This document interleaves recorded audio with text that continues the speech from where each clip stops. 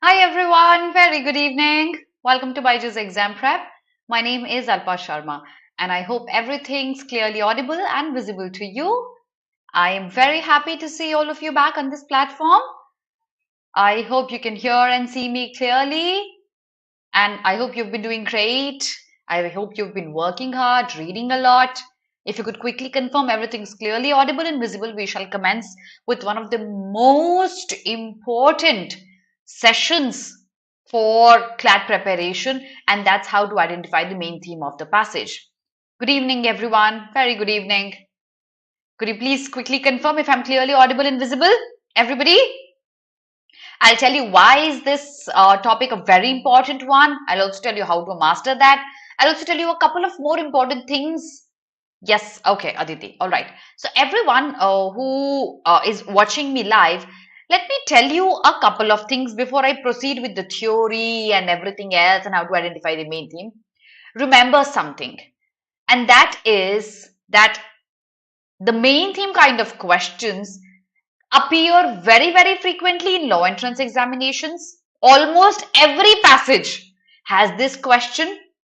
Even if the passage doesn't have this question, there are many other questions which are directly or indirectly dependent on your ability to identify the main theme. And even if you're not able to identify those questions that ask you the main theme, remember, if you know the main theme, answering almost every question, be it factual or non-factual or inferential or tone-based question, everything would become a cakewalk. So while we teach how to identify, while we teach how to improve your scores in reading comprehension, this is one question that you have to answer in your head, even if there's a direct question on this or not. So I hope the importance of this topic is clear to everyone. If it is, just send me a thumbs up very quickly. Ma'am, by reading editorial important, of course, reading editorials are very, very important. Okay. Kaluru, we have classes every day in the new batch, every single day without fail. The course can easily be covered up by that time. Okay. So I hope this is clear to everyone. Why is this topic important? Yes. Now the point is, a lot of people struggle with identifying the main theme, and once they struggle with identifying the main theme, many inference questions, tone questions, structure based question, direct main theme questions, you aren't able to answer that. Also, many people read the passage at one go and then there's an urge in your mind, okay, I don't think I got the main theme.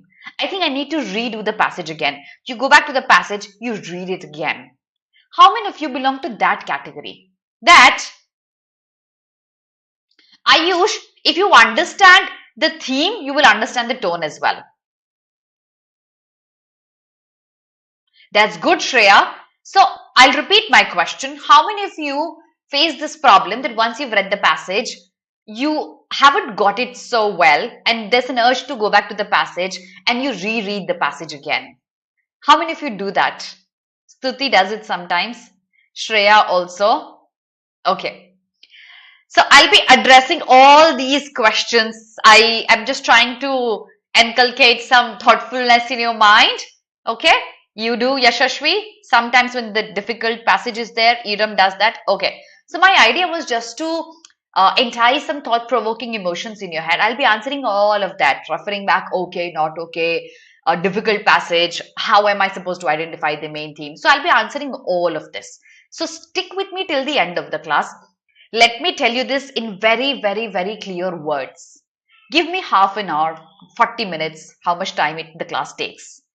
And please stick with me till the end and follow what I'm asking you to do.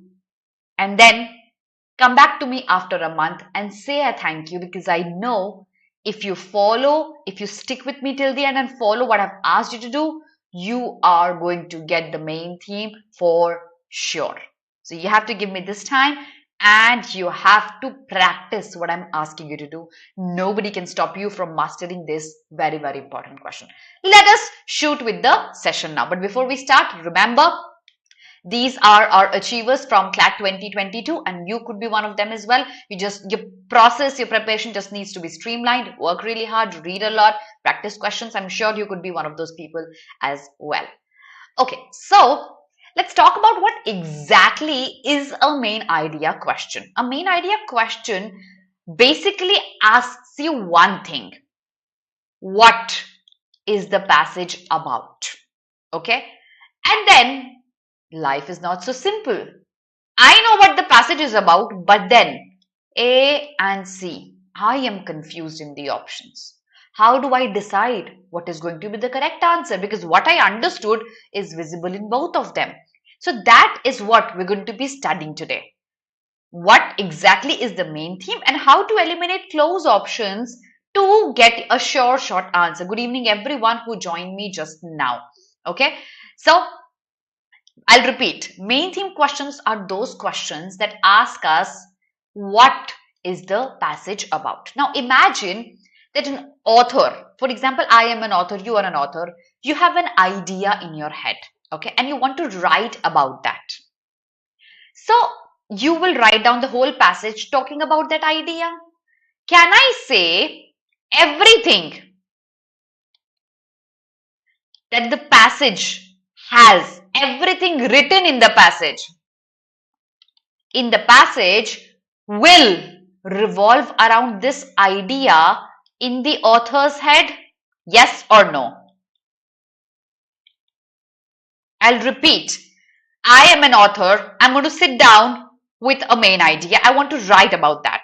Can I say everything written in the passage will revolve around the idea in my head? No, Vicky, no. Absolutely, Shreya, and you need to figure that out. Yes, Olivia. Absolutely, yes. All of you agree. That is, whatever I write down in the passage, I have to write it down to support this thing in my head. Everything. So this theory will now help us eliminate close options. We're going to be doing shorter passages, unseen ones, very interesting ones, and we'll try to inculcate this. But I'll reiterate what I had told you. An author will have an idea in his head. He will write down a whole passage to talk about that idea. And everything he writes down will be to support the idea that's there in his head. Eventually, this will lead us to answering one simple question. What is the passage about? Now, that's the basic theory for main theme questions. Now, this is basically to check if you've understood the entire passage, overall theme, overall representation of the idea that's there in every single line. Does it support the main idea that you've chosen or not? This kind of a question, if it appears directly, there can never be a precise answer to any question. I would disagree a little, Shreya. I would disagree a little here, okay? So back to it. If this question appears in the examination, it might appear very directly like these following questions. Which of the following is the main idea? What is the purpose of the passage? Again, asking you the main idea only. Primary purpose, primarily concerned. Which of the following best describes the content of the passage? Title as well is in one way asking you the main theme only. I'll talk a little about this towards the end of the class. How is this different, if at all it is, from the main theme? But eventually all of these questions are going to ask you if you've understood the passage or not. If there are no direct questions, inference questions, many options can be eliminated if you've understood the main idea. Tone is completely, if you know the meaning of the words, yet you are going to get the incorrect answer if you don't know the main idea of the passage. You don't know how is the information flowing. Structure of the passage also is dependent on your ability to understand the main idea of the passage. So eventually, if there are no direct questions, yet I have to answer the main theme of the passage. If I need to improve my understanding of the passage and I need to improve my score in an RC. So make this a promise, everyone, to yourself and to me, that every time you're going to now sit with an RC, you would not care if there are main idea questions or not. You would answer this in your head. You would answer this simple question: what is the passage about? Write this down in bold letters if you are making notes. Himanshu, yes, and you need to speak to our counselors. The number is there in the description box. Okay, so everyone, will you do this little bit of homework after this class ends? Done? That's great. I'm very proud of you. Also, everyone who is live right now, because I have roughly 40 people live, you need to stick with me towards the end, till the end, okay? You need to stick with me because I've made a promise to you. The promise is that you're going to be a master of this question. So stick with me till the end, do a bit of homework, come back to me after a month and say a thank you, because I know you will be able to answer this question. So let's move on. By the way, did you hit a like button? If you haven't done that, do that right now and share the button as well. Okay. So this is what the main theme is about. Now, when you read many theory books, you would come across different approaches of how to identify the main theme. My approach is a little different from what's written here. Yet I've written something here. Let's understand why have I written this and why is my approach different. When we read a passage, I always ask you to pay attention to one, the first and the last para, always. Because usually, not necessarily though, but 90% of the times your first para and the last para, if combined together, will come out with the main theme. If the first para has the main theme, it would be more like introduction to the idea. If the last para has the main theme, it would usually come across as a conclusion. And if there are major conclusions towards the end, you have to remember that the conclusion is going to be your main theme, because the whole passage was written to draw that main conclusion. If you remember, 2 years back, a passage appeared in CLAT that spoke about 3 different types of detectives. We had Hercule Poirot, you had Sherlock Holmes, and you had one more of such detectives, right? You remember that para passage coming up in CLAT? You remember that, everyone? I'll do that, Muskan. Do you remember that passage? 3 different detectives, their methodology they used to find out the culprit. You remember it, everyone? Yes. It was a tricky passage. Why I made you remember that passage was when the passage 2021, yes, Devadrita, the first passage. If you remember the passage, the first paragraph spoke about Sherlock Holmes and his friend and his conversation with his friend and how Sherlock was trying to decode something about his friend. And then comes Hercule Poirot and then comes Father Brown. In the first paragraph, did you find the main theme? No, we didn't. Because the first paragraph only and only was a conversation between Sherlock Holmes and his friend. Inverted commas. We did not know that. The next page spoke about Father Brown, how he identifies culprits. The next page was about Hercule Poirot, how he identifies the culprits. But then the last paragraph had a main conclusion that was written clearly, that different detectives have different methodologies and each methodology is correct in their own, but everyone uses a different methodology to identify the culprit.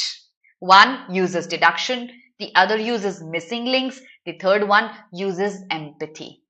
That was written towards the end. That end paragraph was a major conclusion that was being drawn. And every time there's a major conclusion being drawn in a passage, remember the whole passage is written so that you could come to that major conclusion. So write this down if you're making notes. If the first paragraph introduces an idea and a last paragraph draws a conclusion, you would very likely find your answers of the main idea through the first and the last paragraph. That's how you approach the main idea questions. Okay. Now, all right. But then, is life so easy? Is CLAT so easy? CLAT maybe. ALET probably isn't. Because ALET is going to give you passages at times where no first paragraph or no last paragraph will help you identify the main idea. So the question is, what do we do in that case, ma'am? So in that case, just remember, step by step, follow the techniques that I've taught you. The first step is going to be focusing on the first and the last para. Okay, that's the first step. If you think the first and the last para don't tell me anything, then I'm going to answer this question in my head. Why has the passage been written? Okay, so why has the passage been written? This is a simple technique. Okay, absolutely, Shreya. Elliot loves giving us unique questions. So back to it. How do I answer why has the passage been written? I look at the options. There are going to be close options. I'm going to be stuck. I probably am fixating upon option A and option C, and I'm confused which is going to be the answer. The technique, everyone pay attention to it. The technique that you have to use here is which one of the options give you a bigger picture. That all of those people who've been attending my classes for quite some time, you would know what bigger picture is. That's my favorite phrase. For those people who are new, let's understand what a bigger picture is. A bigger picture is basically an option that encompasses maximum details of the passage over an option that's partially true. Because as I had told you in the beginning of the class, that everything written in the passage will be written to support my main idea only. That is the bigger picture. Which option out of the two is closer to covering up every aspect of the passage? That's a broader view, Shreya. Exactly. The one that gives you a broader view out of the two options that you are confused with. How many of you have got the difference between two options through the technique of a broader picture? Have you got this? If you have, send me a thumbs up. I have 40 people live right now, 41 in fact. Just tell me if you've understood the bigger picture thing before I make things more difficult for you. Exactly. Yes, Muskan.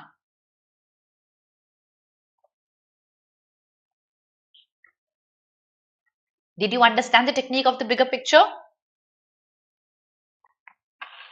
That's great.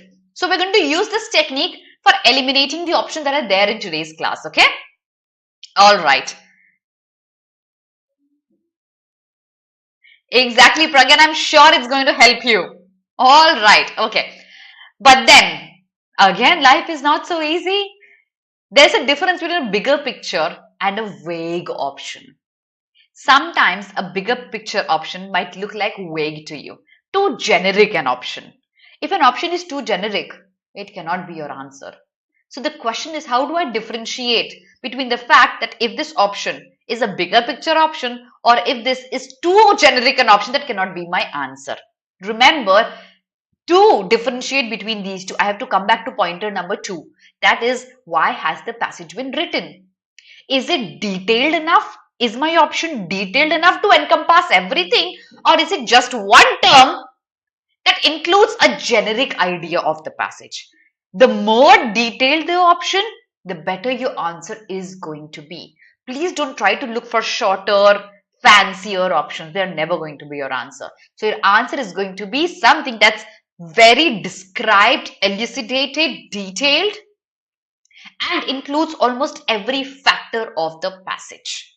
That's how you differentiate between the bigger picture options and the ones that are too generic or vague maybe. Ma'am, if passage started with inverted comma, can we concentrate the last paragraph Golru, you can concentrate in the first paragraph also. Because if it starts with an inverted comma, possibly it's quoting somebody. In the next very line, it's describing why is he being quoted. It's nothing generic. This is no rule that you can use. It completely depends on the extract. You have to use your discretion. I'm going to give you pointers, but remember, use your own discretion while you apply the pointers to the passage. Does everything make sense, everyone? Send me a thumbs up very quickly. Before I tell you the last pointer and then we jump on to using the pointers to some practice. Does it make sense, everyone?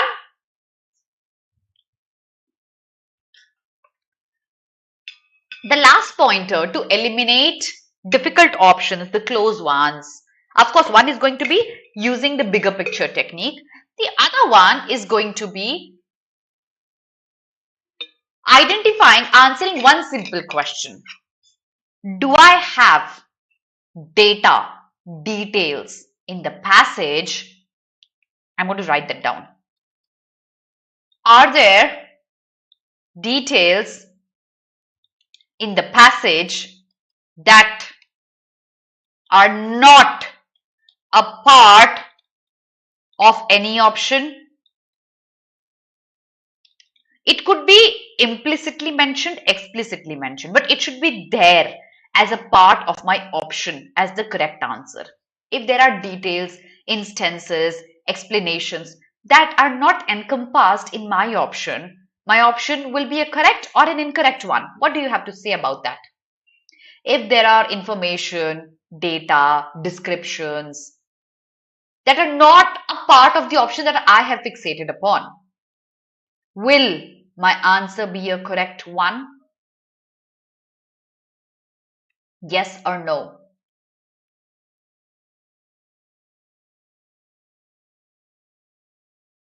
What do you think? Can that answer be marked? It can be explicitly written, implicitly too. That can never be my answer. That will be incorrect. Because what did I tell you in the beginning? Everything written will be written to support my main theme. If there's anything that doesn't implicitly be a part of my option can never be the answer. No. Okay? So everything will be encompassed in my option. And the last pointer is going to be always focus on the argument. That is what we are working on. Omit premise. I'm sure you know what premise is because you've already been preparing. If you still don't know, in one line, premise is extra information, data, explanation that merely forms the pillars or maybe the roof of my house. But what's the foundation? That is my argument, okay? I need to understand what the argument is. What is exactly the author's opinion? So always focus on the author's opinions and not the data examples he uses to describe his opinions. Author's opinions are going to be supreme. That's what we're going to be focusing on. So that is all for the theory. Now I'm going to apply all this theory to some questions, okay? So remember, I hope you've made pointers. No, Shreya, opinions are very, very important. Premise is not, okay? I hope that's what you're trying to say. So now we're going to apply all this theory to some questions, okay? And after we've done that, I expect you to do this practice over and over and over again with every single passage that you solve. And I am sure you are going to be a master of this question and your understanding of passages will also improve dramatically.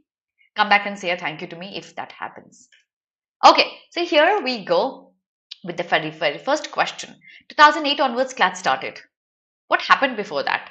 Before that, individual NLUs used to take their individual papers. 2005, NLS gave you this question. I'd like you to solve this question and tell me what do you think is the correct answer as the summary or the main theme of the passage. Remember the pointers that I had taught you.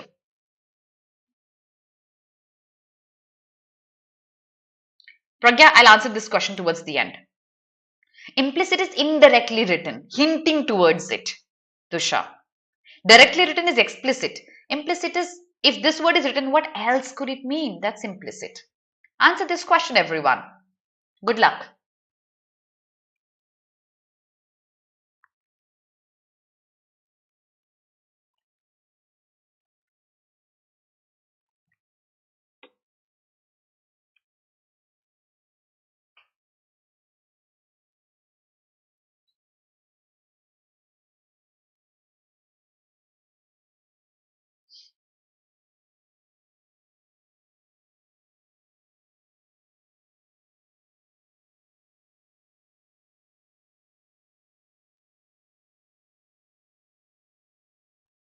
See? Okay, everyone says see.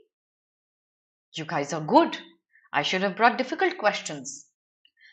Before I answer this question, I had an idea in my mind. I'd like to know your opinion. Would you like to have a series on the most difficult questions in the history of law entrance examinations? What do you think about that? 1988 onwards, NLS started giving us papers. NLS first paper happened in 1988. 1989, NLSIU. 1990, WBNUJS. Right? Ever since we've had papers. Would you like to have a series on the most difficult questions that have appeared in the history of law entrance examinations? Confused between B and C? Okay. You would love to solve that? Done deal. So next week onwards, let's have a series, one class every week on the most difficult questions. Now let's discuss this one. B and C, people say these are two close options that you're confused with. Let's use the technique. Now everyone's excited. You'd like to, but then you need, okay guys, see, life again isn't so simple. There's a Guru Dakshina that you pay me here, right? How do you pay me Guru Dakshina? You pay me my Guru Dakshina by liking the session and sharing the session. Have you shared it with everyone? If you haven't done that, please do that right now. I need to get something out of it, right? What do I get? I get shares and subscription and likes. If you haven't subscribed to the channel yet, do that as well. Okay. Now, let's go back to the theory that I had given you of how do I eliminate closer options and fixate upon one answer. One, I'll answer why is the passage written and which one of the option focuses on the bigger picture. Okay. So it starts off with the fact that our country is an agrarian country. We completely depend on agriculture. But agriculture has many other things that are surrounding to it, like water, electricity. We need all of those for our agricultural output to be higher. Okay. And if one sector suffers, automatically agriculture will suffer. If there's no water supply, agriculture will suffer. No transportation, my grains are going to go bad. Poor irrigation, poor electricity, I'm going to suffer in the field of agriculture. So that is clearly written towards the end. If any one sector suffers, we know that the fallout is going to be towards agriculture. And the author makes another claim here. He says that it's fallacious. Fallacious it means a false impression. It's a false belief that people have that agriculture is the only sector that should be given importance. This paragraph describes why should your attention not be only and only towards agriculture, because if other sectors are suffering, the fallout we know is going to be on agriculture. Now let's understand the main idea here. One says budget allocation to all fields must be equal. What is wrong with that? Was it lagging? I did not even realize. I was so busy with explanation, but now I think it's good. Okay. All right. So back to it. Budget allocation. What's wrong with option A? I thought A was a close one. I thought you would be confused. What's wrong with A? A is wrong because my passage doesn't talk about X amount being allocated to each sector. Probably irrigation doesn't need a bigger amount as big as agriculture does or as big as transportation does. It cannot be equal because sometimes if I make it equal, one field may receive more than necessary, the other field may receive lesser than necessary. Okay? It doesn't give you the bigger picture. So A cannot be our answer. B says if adequate budget allocation in one fiscal year for every sector is not possible, then each year one sector can be provided with adequate funds. I have 20 rupees. My budget is for 40 rupees, but I have only 20.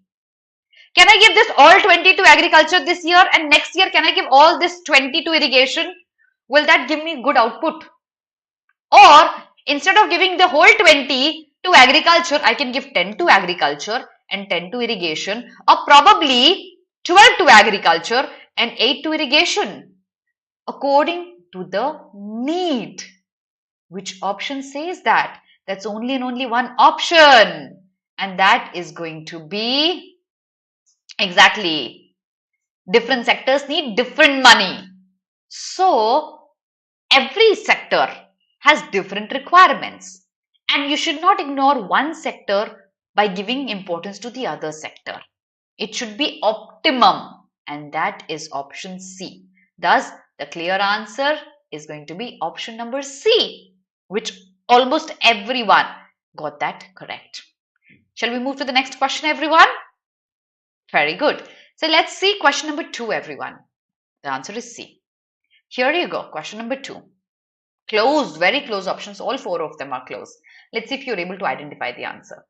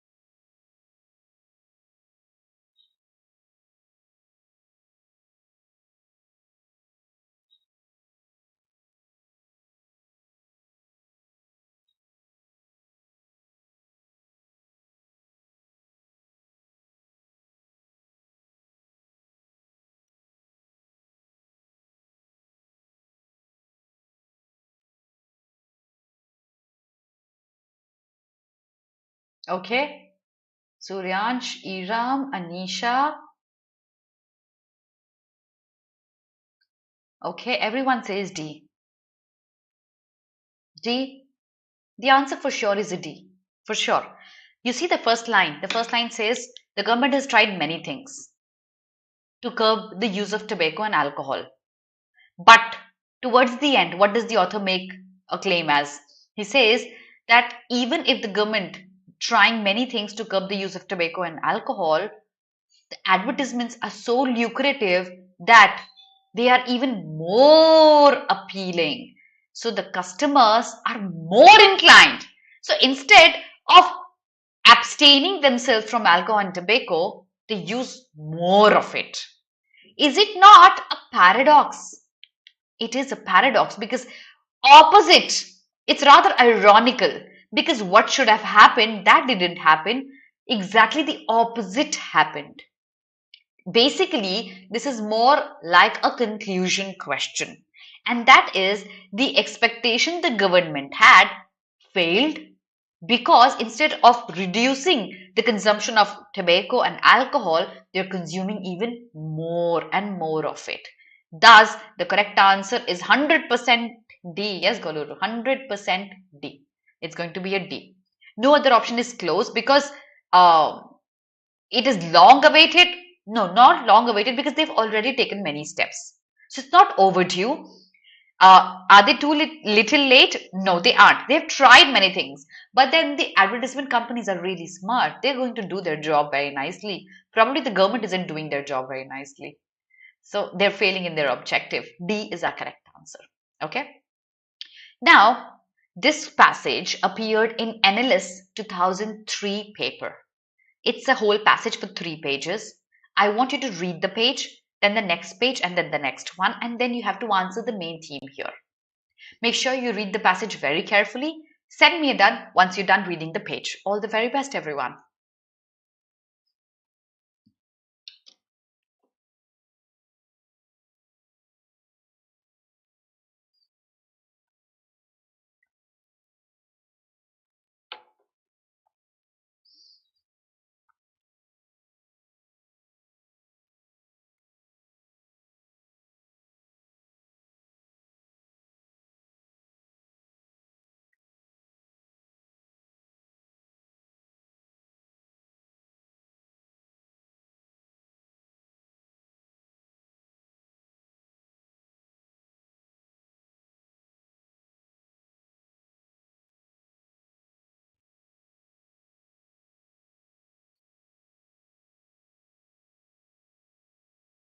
Changing the slide, everyone.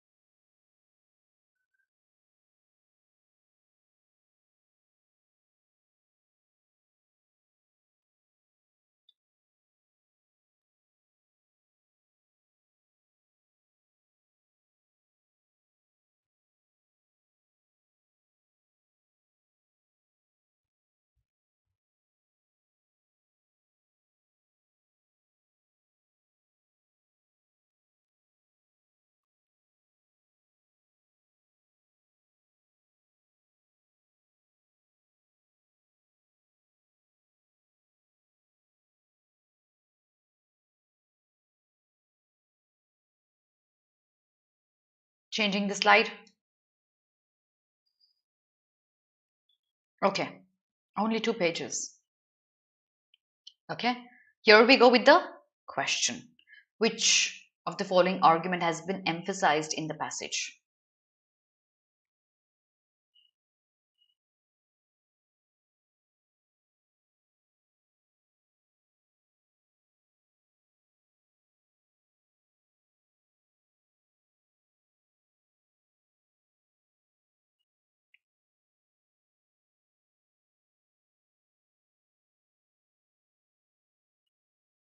What do you think is the correct answer?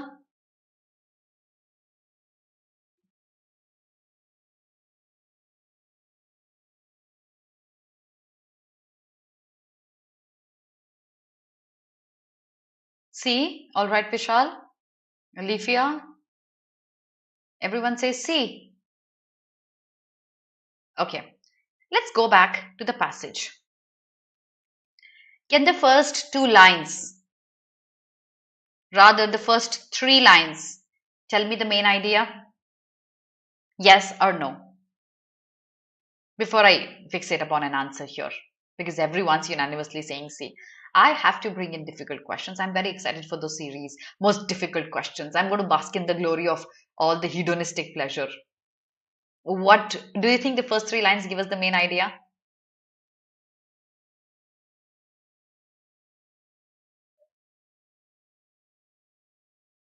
They do. Exactly. So if I focus on the first few lines and the last few lines, I know my correct answer is very close to me. Okay. This is more like a suggestion. What can be done? So I know the core problem and there's the suggestion for solving the problem. But basically, the idea is to bring out the problem here and suggestion as well. C gives us suggestion to the core problem that's there. That is, labor is important for us. Not only machinery and technology, but if we need good output quality as well, we need to focus on technology as well as labor improvement too. So our correct answer certainly is a C here for sure. Question number 2. It's a factual question. Now somebody asked me this question towards the beginning of the class. I'm not really sure of the name. That ma'am, I am able to get the bigger picture. I'm able to get the main idea when I read the passage, and I skim. But while skimming, I get these factual questions wrong. Simple, guys. Don't fret about such questions. I know there's a strange contradiction there.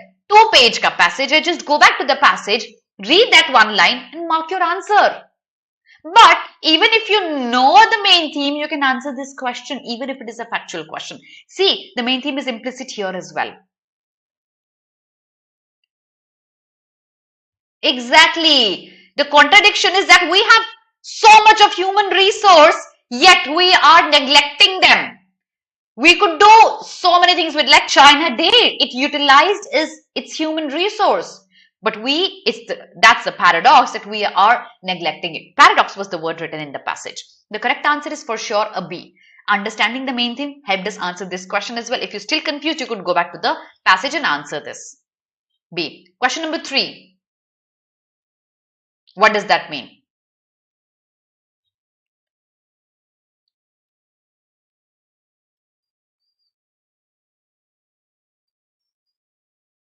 Proliferation of capital intensive operations indicates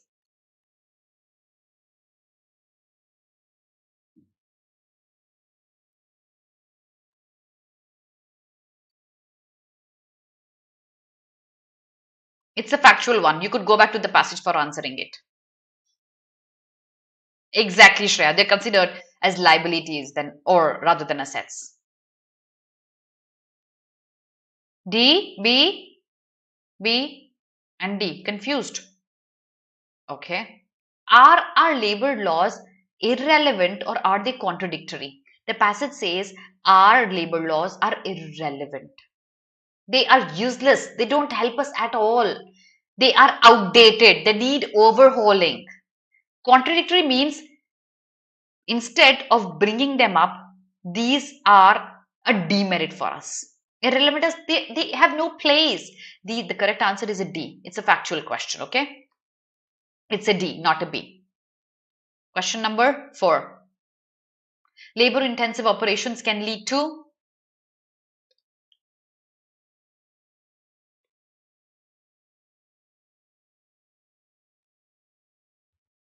They're outdated, exactly. It's a factual one. You could go back to the passage, Shreya, for this one. Labor-intensive operations can lead to? That is, if our operations are more inclined towards the labor, what's going to happen?